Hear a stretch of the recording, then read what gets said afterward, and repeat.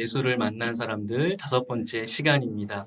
이번 달에도 여러분들이 계획하시는 것, 도모하시는 모든 일들 가운데 예수님의 도우심과 또 함께 하시는 은혜가 있기를 바랍니다. 5번째 시간 먼저 하나님께 기도하심으로 시작을 하겠습니다. 하나님 감사합니다. 저희들 성경대학 예수를 만난 사람들 5번째 시간으로 이렇게 다시 온라인에서 만나게 되었습니다.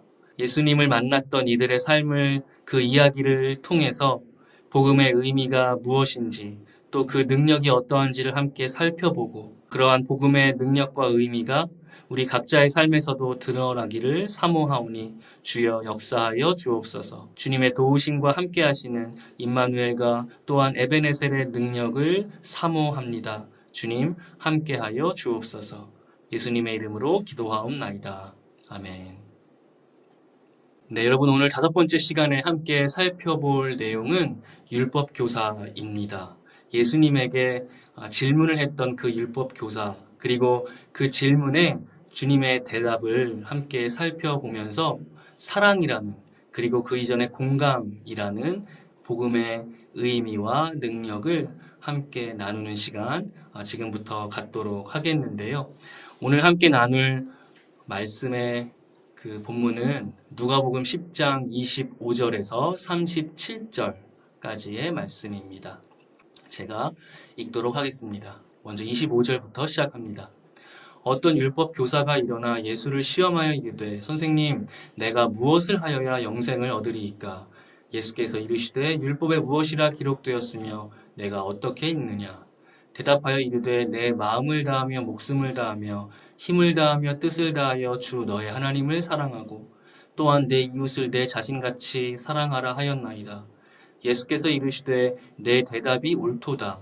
이를 행하라. 그러면 살리라 하시니 그 사람이 자기를 옳게 보이려고 예수께 여짜오되 그러면 내 이웃이 누구니이까? 예수께서 대답하여 이르시되 어떤 사람이 예루살렘에서 여리고로 내려가다가 강도를 만나매 강도들이 그 옷을 벗기고 때려 거의 죽은 것을 버리고 갔더라.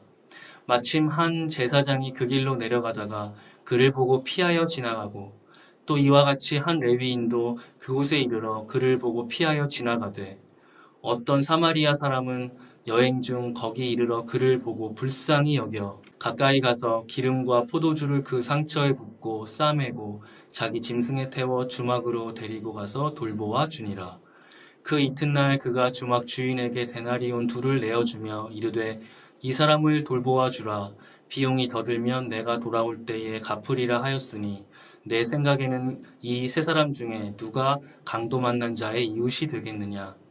이르되 자비를 베푼 자니이다. 예수께서 이르시되 가서 너도 이와 같이 하라 하시니라. 아멘. 네, 여러분 우리가 이렇게 온라인이지만 함께 모여 이 말씀을 나눌 수 있는 것은 예수 그리스도의 복음이 주어졌기 때문입니다. 우리에게 먼저 하신 그 주님의 사랑이 있었기 때문에 우리가 하나님의 자녀가 되었고 또 그 부르심의 사랑 그리고 십자가의 은혜 안에서 복을 누릴 수가 있고요. 또 그 받은 사랑을 깊이 배우고 묵상하는 이 자리에 있을 수 있는 것이죠. 또 이 자리는 그러한 사랑의 실천의 장으로 보내시는 그 보냄의 그 자리가 또한 될 것입니다. 이 시간이 강의를 통해서 우리에게 주어진 그 주님의 복음과 은혜의 그 의미를 더 깊이 깨닫고 그 사랑을 어떻게 실천할 수 있는지 또 그것을 위해서 우리에게 필요한 것들이 무엇이 있는지 함께 살펴보고 묵상하는 시간이 되었으면 좋겠는데요. 오늘 본문 말씀을 보면 어느 한 율법교사가 예수님에게 영생을 얻기 위해서 필요한 것이 무엇이 있는지 질문하는 것으로 장면이 시작이 됩니다. 예수님은 바로 그 질문에 답을 주시지 않으시고요. 그는 어떻게 생각하시는지 그 자신의 그 생각을 다시 물어보시는데요. 율법교사는 가장 큰 계명은 내 마음과 목숨과 힘과 또 뜻을 다해서 주 너의 하나님을 사랑하고 내 이웃을 내 자신같이 사랑하라 입니다 라고 대답을 합니다. 이 대답은요 신명기와 레위기에 그 말씀을 각각 그 두 구절을 붙여서 한데 이렇게 엮은 그러한 말이 되겠습니다. 그러니까 신명기의 그 하나님 사랑이 레위기의 그 이웃 사랑과 같다라는 그러한 새로운 해석을 예수님에게 드린 것인데, 근데 예수님 그 말씀에 굉장히 흡족하게 반응하시면서 그렇게 행하라고 그렇게 그 답을 주시지요. 그런데 그 예수님의 답변에 그 율법 교사는 이렇게 다시 질문을 합니다. 그 사람이 자기를 옳게 보이려고 예수께 여쭤보되 그러면 내 이웃이 누구니까? 예수님, 그렇게 내가 이웃을 내 몸같이 자신같이 사랑한다면, 해야 한다면 그 이웃은 누구입니까? 라고 질문하는 그 숨은 의도가 제가 굵은 글씨로 표시한 그 부분인데요. 자기를 옳게 보이려고 그 목적을 가지고 질문을 했다는 것입니다. 아마도 그 율법 교사는 예수님께서 그 이웃의 범위를 아마 정해주시리라고 생각을 했었던 것 같아요. 그런데 이미 이 율법 교사는 그 어떠한 범위를 지정해 주시던 그것보다 더 많은, 더 넓은 그러한 범주의 이들에게 선행을, 사랑을 이미 베풀고 있었던 것 같습니다. 그렇기 때문에 자신만만하게 스스로를 옳게 보이려고 이렇게 질문을 할 수가 있었던 것이죠. 그러면 우리는 여기서 이렇게 생각을 할 수가 있는데요. 율법교사가 생각했던, 당시에 율법교사의 마음 가운데 있었던 이웃은 어떠한 이들로 그 범주가 구성되어 있었을까?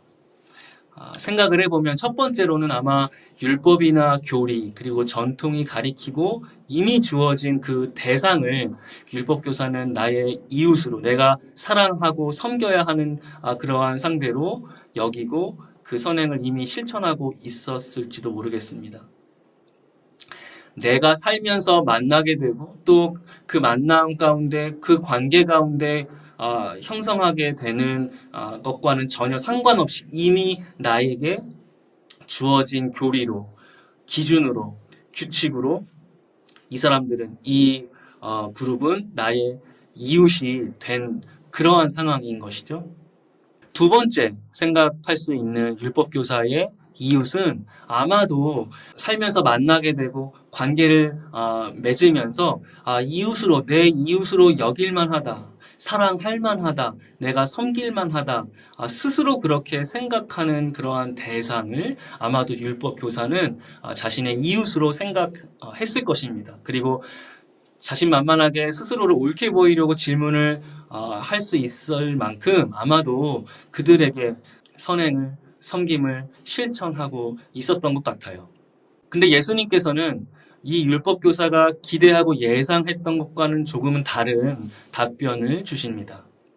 이웃의 범주가 어떠한지를 가르쳐 주시고 그것을 확인해 주신 것이 아니라 바로 선한 사마리아인의 비유를 이야기를 해 주신 것이죠. 한 유대인이 길을 가다가 강도를 만나서 가지고 있던 모든 것을 다 빼앗기고 죽기까지 맞은 후에 길에 버려졌습니다. 그런데 그 길, 한 유대인이 강도를 만난 후에 버려진 그 길을 어떤 사람이 지나가는데 처음에는 제사장이 지나갔지요. 그런데 그 사람을 발견하고도 못 본 척하고 그냥 지나쳐 버리고요. 그 후에 레위인도 그 길에서 그 사람을 보지만 제사장과 같이 그냥 못 본 척하고 무시한 후에 지나쳐 버립니다.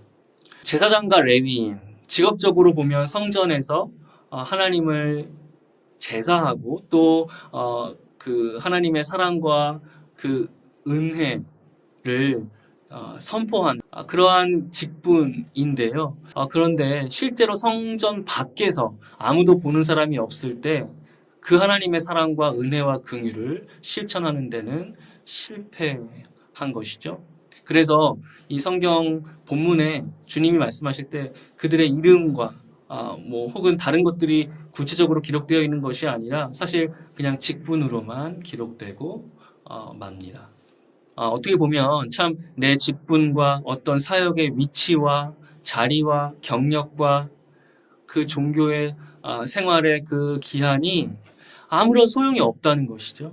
내가 사역을 하고 있고 어떠한 직분을 가지고 있고 또 어떤 교육을 수료했다고 해서 그것이 나의 믿음 혹은 순전한 사랑의 실천, 섬김의 그 행함 이러한 것들을 다 보장할 수 없다는 그것과 이것이 같지 않다는 것을 우리 제사장과 레위인의 이 이야기를 통해서 확인할 수가 있습니다.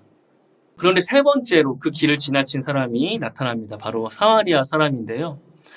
여러분, 이 사마리아 사람은 당시에 유대인들이 참 혐오하고 무시하는 그러한 사람들이었습니다. 기원전 8세기에 이 아수르에 의해서 사마리아 지역이 점령을 당한 후에 그곳으로 다른 이방인들과 이 천민들이 유입이 되었죠. 그리고 그들과 유대인들이 혼인하여 낳은 그 후손들이 당시의 그 사마리아인들이었기 때문에 이제 정통 유대인들은 그들을 이제 유대인으로서의 정체성을 버린 그러한 그 후손들로 생각했기 때문에 이제 혐오하고 무시하고 짐승만도 못하게 생각을 했던 것이죠. 그 길을 지나치다가 강도 만난 유대인을 발견했던 그 사마리아 사람 아마도 잘 알고 있었을 것입니다. 뿐만 아니라 그는 지금 여행 중이었잖아요. 사실 그냥 그 강도 만난 그 유대인을 모른 척하고 지나간다고 해도 아무도 비난할 수 없는 그런 상황이라고 할 수 있겠습니다. 그럼에도 불구하고 33절, 34절에 보시면 이 사마리아 사람은 강도 만난 그 유대인을 불쌍하게 여기고 측은하게 여겨서 긍휼의 마음을 갖습니다. 그리고 자신의 기름과 포도주로 상처를 응급처치한 다음에 자신의 짐승에 태워서 주막에 데려다주고 또 돌봐줍니다. 거기서 그친 것이 아니라 다음날 자신의 여행길을 다시 오르면서 그 주막의 주인에게 그 사람을 돌봐줄 것을 요청하고 혹시 비용이 더 들어간다면 자신이 돌아오는 길에 들러서 그 비용을 이제 보상해 줄 것을 약속을 하는 것이죠. 강도 만난 이 유대인에게 이웃은 누가 되겠습니까? 당연히 선한 사마리아인이겠지요. 마찬가지로 사마리아인에게 있어서 강도 만난 유대인은 자신이 도와주어야 하는 그러한 이웃이었던 것입니다. 내 배경과 나의 민족과 어떤 사회적인 경제적인 위치, 관계와 상관없이 모든 사람, 특별히 이 도움이 필요한 사람이야말로 내 자신같이 사랑해야 할 그러한 이웃. 하나님 사랑과 동치시켜서 그 사랑해도 좋을 나의 이웃이라는 예수님의 가르침이 되는 것이죠. 이 비유를 통해서 한 세 가지 정도를 생각을 해보고 싶습니다. 먼저는 관점의 차이인데요. 강도 만난 그 유대인을 바라보는 이 제사장과 레위인은 자신의 그 입장에서 자신에게 돌아올 이해득실을 먼저 생각을 했었지요. 예수님께 질문을 먼저 던졌던 이 율법 교사도 아마 같은 관점으로 여겨집니다. 어려움을 당한 사람을 보고서도 그 사람 때문에 내가 감수해야 할 그 희생을 부담으로 먼저 그 생각을 한 것이죠. 반면에 사마리아인이 먼저 본 것은 무엇입니까? 내가 나의 입장에서 생각할 수 있는 이해득실보다 먼저 그 강도 만난 그 유대인의 절박한 처지 그것을 먼저 그는 보았습니다. 그래서 그를 측은히 여기고 불쌍히 여겼던 것이죠. 그래서 앞뒤 가리지 않고 무조건적으로 그를 도와줄 수가 있었던 것이고요. 강도 만난 그 유대인의 입장에 먼저 그 선한 사마리아인은 섰던 것입니다. 제가 표를 준비했는데 이 정리를 해보면 먼저 이 기준과 관점 그리고 그 관점의 성격으로 좀 분리를 해서 구분을 해서 살펴본다면 이 제사장과 레위인 그리고 이 율법 교사 그들의 관점은 처음 첫 번째와 두 번째의 관점이 되겠습니다. 그러니까 율법과 교리와 전통 이런 것들처럼 이미 주어진 기준을 무조건적으로 그 잣대를 적용시켜서 이웃인지 아닌지를 구분하는 것입니다. 이러한 적용은 어쩔 수 없이 배타적인 성격을 가질 수가 없지요. 이 배타가 무엇인가요? 타자를 나와 다른 이를 배제하는 그러한 의미가 되겠습니다.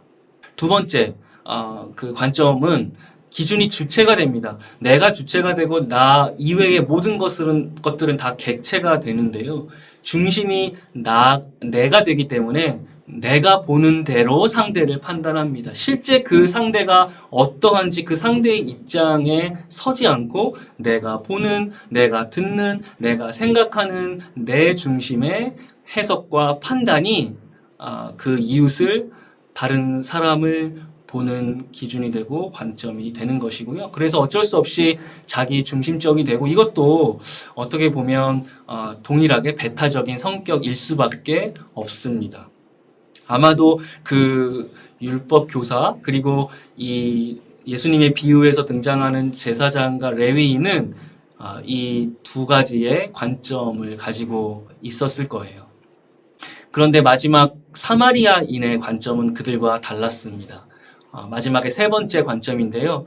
나와 너가, 나와 상대가 이제 상호 관계적인, 상호 형성해 나아가는 과정적이고 관계적인 그러한 관점을 가지고 상대를 바라보는 것이고요. 그래서 성격이 관계적입니다.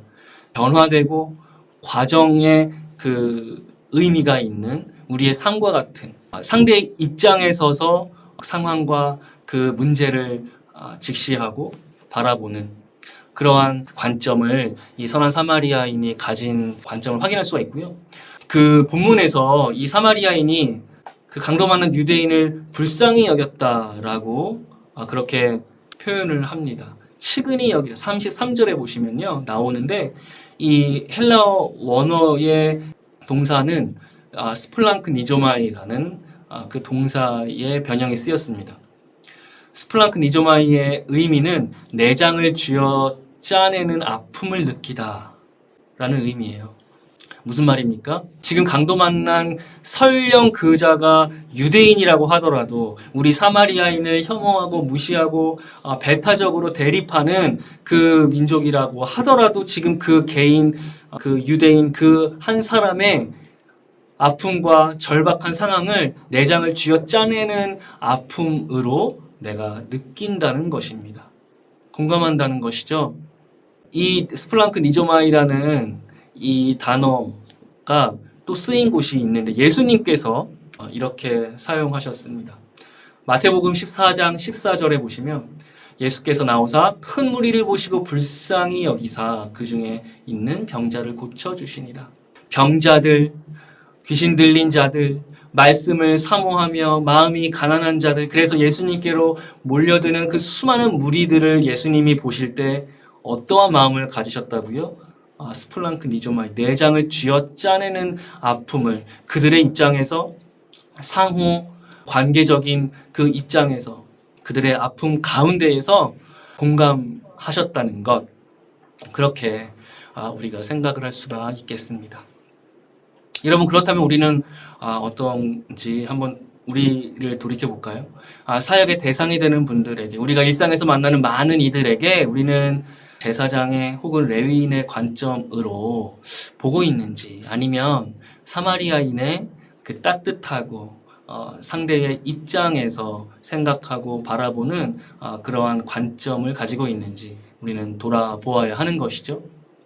두 번째 우리가 한번 살펴볼 내용은 이 사마리아인이 가지고 있는 시간과 소유에 대한 자세, 그리고 그것과 제사장과 레위인의 대조적인 태도를 좀 살펴보고 싶습니다.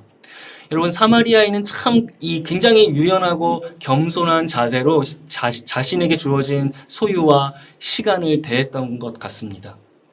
사실 지금 여행 중이었잖아요.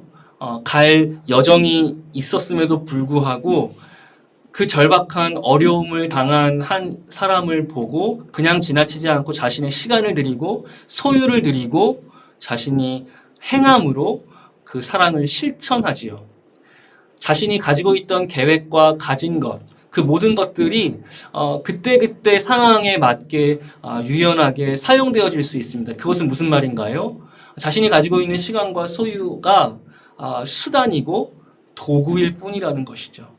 시간과 자신의 소유에 대하여 나의 계획에 대한 어떤 소유욕, 집착이 전혀 드러나지 않습니다. 반면에 제사장과 레위인은 어떤가요? 기꺼이 자신이 가지고 있는 것들을 들여서 이제 그 유대인을 도와주었던 사마리아인과는 너무나 대조적으로 그 유대인을 피해서 모른 척하고 지나갑니다. 왜냐하면 자신이 소유한 것들, 자신의 시간과 자신의 이 상황, 그 모든 것들이 무엇보다도 자기 자신이 그들에게는 너무나도 소중한 그것을 집착하고 그것을 의존적으로 붙잡고 있는, 그래서 바꿔 말하면 그것이 어떤 소유와 시간과 자신이 누리는 그러한 환경이 도구가 아니라 목적이 되고 절대로 빼앗겨서는 작은 부분이라도 희생해서는 안 되는 우상이 되어버리는 것이죠. 그리고 그러한 집착 밑에는 어떠한 그 심리가 있는 것인가? 시간이 경과하는 것과 상관없이 영원히 계속적으로 내가 붙잡을 수 있고 내가 누릴 수 있는 것이라는 교만한 착각, 자기 도취가 그 안에 깔려 있습니다. 그래서 그 불쌍하고 절박한 상황 가운데 그 누군가의 도움이 필요한 그 유대인을 보고서도 제사장과 레위인은 선한 사마리아인과는 전혀 다른 반응을 보이며 모른 척하고 지나가게 되었던 것이죠. 상처받은 치유자라는 책을 쓴 이 헨리 나우엔이 그 책에 보면요, 이러한 구절을 적어놓습니다. 화염에 휩싸인 집안에서 사람을 구조하기 위해서는 위험을 무릅쓰고 화염 속으로 들어가야만 한다. 여러분, 불을 무서워하거나 내가 당할지도 모르는 그런 화상을 내가 염려하고 걱정한다면, 그래서 내가 지금 가지고 있는 이 건강한 이 상태를 지키려고만 한다면 구조 작업은 불가능합니다. 그런데 그 안에 내가 사랑하는, 내가 사랑해야 하는, 구조해야만 하는 그 대상이 집안에 남겨져 있다면 그것 내 자신 돌아보지 않고 무조건 이 헬리나 웬이 기록한 것처럼 위험을 무릅쓰고 그 화염 속으로 들어가게 되는 것이죠. 나의 평안, 나의 위치, 나의 소유와 시간을 포기하고 희생하는 것, 사실은 부담이고 짐이고 그렇게 어려운 그러한 일로 여겨질 수 있지만 우리가 반드시 기억해야 할 것은 바로 나에게 주어진 이 시간과 여건과 능력들은 어떻게 보면 영원한 것이 아니라는 것. 그럼에도 불구하고 그것을 가지고 의미 있고 영원한 가치를 위해서 사용할 수 있다는 것. 여러분, 이것을 우리가 반드시 기억해야겠습니다. 어려움을 당하는 연약한 이웃과 또 타자에 대한 이 사랑, 그리고 그들의 입장에 서는 것, 그들의 자리에서 함께 그 어려움을 느끼고 겪는 것, 바꿔 말하면 공감을 의미하는데요. 그래서 사랑은 그들의 자리에 서는 것, 공감에서 시작을 하는 것이죠. 마지막으로 이 사마리아인은 강도 만난 사람이 도저히 갚을 수 없는 그 엄청난 도움을 주었는데요. 그가 베푼 자비와 사랑과 선행, 보상받을 수도 없고, 사실 그 선한 사마리아인 본인도 그것을 어떻게 나중에 되갚아 이제 보상을 받는 것 기대하지 않았을 것입니다. 마치 예수님께서 우리에게 은혜를 먼저 베푸신 것과 같은 것이죠. 주님의 십자가를 어느 누가 갚을 수가 있겠습니까? 우리는 그저 그분의 은혜를 감사함과 감격과 눈물로 받을 수밖에 없는 것이죠.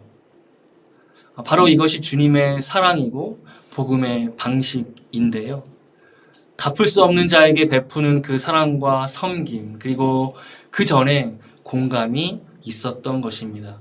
이 주님의 사랑과 복음의 방식에 대해서 빌립보서 2장은 이렇게 설명을 하고 있는데요. 제가 5절부터 8절까지 읽도록 하겠습니다. 너희 안에 이 마음을 품으라. 곧 그리스도 예수의 마음이니 그는 근본 하나님의 본체시나 하나님과 동등됨을 취할 것으로 여기지 아니하시고 오히려 자기를 비워 종의 형체를 가지사 사람들과 같이 되셨고 사람의 모양으로 나타나사 자기를 낮추시고 죽기까지 복종하셨으니 곧 십자가에 죽으심이라. 아멘.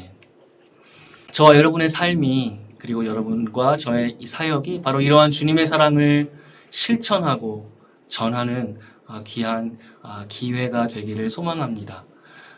절박한 상황에 어려운 그 이웃들, 그들을 공감하고 그들의 자리에 기꺼이 함께 하는 것, 그리고 그들을 사랑으로 섬기고 섬김의 실천을 행하는 것, 사실은 우리가 먼저 예수님께 받은 은혜인 것을 우리가 기억해야 하는 것이죠. 그런데요, 놀라운 사실이 있습니다. 사실은 이 갚을 길 없는 지극히 작은 자에게 이 베푼 사랑, 섬김, 공감이 나는 이웃 가운데 어려운 이들에게 한 것일 뿐인데 바로 그것이 예수님께 한 것이라고 말씀을 하시더라고요.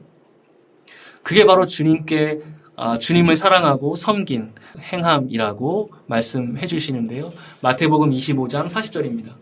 내가 여기 내 형제 중에 지극히 작은 자 하나에게 한 것이 곧 내게 한 것이니라. 여기서 보시면 그러니까 나는 이웃 사랑을 실천한 것인데 그것을 주님이 어떻게 해석을 해주세요? 주님에게 한 것이라고. 그것이 바로 하나님의 사랑이라고. 그렇게 말씀을 해주시는 것이죠. 바꿔 말하면 처음에 율법교사는 영생을 위하여 필요한 것, 그 계명을 하나님 사랑이 바로 이웃 사랑이다. 하나님 사랑은 이웃 사랑으로 이어진다라는 해석을 예수님께 하지 않았습니까? 그런데 예수님께서는 지극히 작은 자, 도무지 갚을 길 없는 연약하고 어려운 이들을 돕는, 사랑하고 공감하고 그들을 섬기는 그 이웃 사랑이 하나님 사랑, 주님 사랑이라고 설명을 해주시는 것입니다. 그 순서가 바뀐 것이죠. 우리는 어떻게 보면 예수님께서 이렇게 말씀하신 이유가 있지요. 하나님 사랑에 엄청난 공을 들이고 애를 쓰고 수고하는데 여념이 없습니다. 그런데 하나님 사랑에 집중하고 그것에 헌신을 하는 가운데 우리는 얼마나 많은 경우에 정작 그것이 우리의 일상으로 이어져야 함에도 불구하고 이웃 사랑을 놓치고 있는지, 이웃 공감에 그 신경을 못 쓰고 있는지, 마치 제사장과 레위인이 그랬던 것처럼요. 여기서 또 한 가지 생각해 볼 것은 이 하나님 사랑이라고 했는데 우리가 선한 사마리아인이 강도 만난 그 유대인을 그 자리에 그의 아픔을 공감함으로 그를 불쌍히 여기고 측은히 여기는 것에서 선행이 시작된 것처럼 우리가 이웃 사랑을 통해서 하나님 사랑, 주님 사랑을 한다는 것은 바로 그 하나님의 시선과 관점과 마음에 우리가 공감한다는 거잖아요. 무슨 의미입니까? 나를 향한 그 하나님의 시선과 관점으로 내 스스로를 볼 수 있다는 것입니다. 그렇게 되면 어떠한 일이 벌어져요? 결국에는 하나님의 관점에서 나를 보게 되고 나를 반성하게 되는 것이죠. 내가 얼마나 자기중심적인 관점으로 배타적인 그 기준을 가지고 이웃들을 대하며 이해득실에 따라서 살았는지를 보게 되는 것이죠. 그것이 바로 율법 교사와 제사장과 레위인의 관점에서 선한 사마리아인과 같은 관점으로 전환되는 그러한 계기가 되는 것입니다. 어떤 한 사람이 인도의 그 간디에게 종교의 진수가 무엇인지를 물어보았다고 합니다. 종교를 정의해달라는 것이죠. 그랬더니 간디가 이러한 대답을 했다고 해요. 친구하고 친하게 지내는 것은 쉽습니다. 그러나 당신의 원수라고 여겨지는 사람과 친구가 되는 것은 진정한 종교의 진수입니다. 종교에서 다른 것들은 장사에 불과합니다. 네. 우리가 흔히 생각할 때 종교라면 어떤 교회의 건물이나 혹은 다른 불교의 사찰이나 이러한 외형적인 모양을 생각하거나 아니면 교리와 그 어떤 경전을 생각하잖아요. 그런데 간디가 말한 건 종교란 바로 원수와 친구 된다는 것. 그게 바로 종교의 진수고 정의라고 이야기를 하는 것이죠. 사실은 동서고금을 막론하고 모든 위대한 그 사상가들 또 성자들 친구와 같이 원수를 이웃을 사랑하고 대하라는 것 강조하고 있는데요. 사실 이 친구가 된다는 것, 원수를 친구처럼 대한다는 것을 우리가 생각을 해보면 우리가 사실 친구는 또 다른 나, 자아라고들 많이 이야기를 하지 않습니까? 또 다른 나를 친구에게서 본다는 것, 그리고 그 친구뿐만 아니라 원수도 그렇게 본다는 것, 바꿔 말하면 이 원수를 공감하는 것, 친구로 여길 만한, 사랑할 만한 사람이 아닌 그 이웃을 사랑하고 그와 친구되고 더불어서 공감하는 것, 그렇게 생각을 할 수가 있습니다. 이게 뭐라고요? 그것이 종교고 특별히 이것이 주님이 가르쳐 주신 기독교 복음의 진수인 것. 여러분 동일한 말씀을 마태복음에서도 하시잖아요. 5장 44절에 보시면 이렇게 말씀하십니다. 너희 원수를 사랑하며 너희를 박해하는 자를 위하여 기도하라. 여러분 이것이 복음의 의미이자 능력입니다. 원수를 사랑하고 그를 공감하고 그와 함께하는 것. 바로 그것이 선한 사마리아인의 비유를 통해서 예수님이 율법 교사에게 이웃을 정의해 주신 교훈이고요. 그리고 이것이 복음의 능력. 우리가 오늘 우리의 일상 가운데 실천해야 할 주님의 뜻인 줄로 믿습니다. 여러분 세상은 점점 더 다양한 가치와 이념과 문화와 또 종교가 복합적으로 이렇게 함께하는 그러한 그 상황, 그러한 세상으로 흐르고 있는데요. 우리에게 필요한 것은 무엇인가?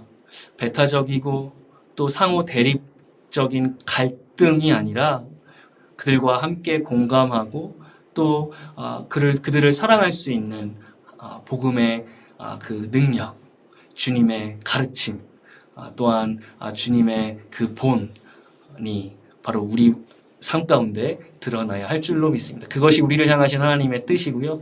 예수를 만난 이들의 특징인 줄로 믿습니다. 네, 오늘 선한 사마리아인의 비유의 말씀으로 가르쳐 주신 그 율법 교사의 또 주님과의 조우를 통해서 사랑과 공감에 대한 이야기를 좀 나눠봤는데요. 적용 질문은 두 가지입니다. 이웃에 대한 나의 관점이 어떠한지, 있는 그대로의 상대를 보고 공감하는데 혹시 나에게 장애가 있다면 그것이 무엇인지를 한번 생각해 보시고요. 내가 선한 사마리아인으로서 공감과 사랑을 해야 할 그 상대는 누구인가 한번 생각해 보시고 실천할 수 있는 저와 여러분 되시기를 축원합니다. 기도하심으로 마치겠습니다. 하나님 감사합니다. 예수 그리스도의 그 사랑과 또한 그 공감의 은혜가 복음을 통해서 우리를 하나님의 자녀 삼아 주시고 우리에게 갚을 수 없는 사랑과 영원한 생명의 은총이 주어진 줄로 믿습니다. 선한 사마리아인이 행했던 것처럼 우리 주변에 허락하신 많은 절박한, 불우한, 연약한, 지극히 작은 이웃들을 사랑하며 섬기는 것, 그것이 바로 주님을 사랑하고 하나님을 또한 섬기는 그러한 일인 줄로 믿사오니 주여 그러한 자리에 우리가 기꺼이 나아가 예수 그리스도의 본을 따르는 주님의 자녀, 주님의 제자 되게 하옵소서. 예수님의 이름으로 기도합니다. 아멘.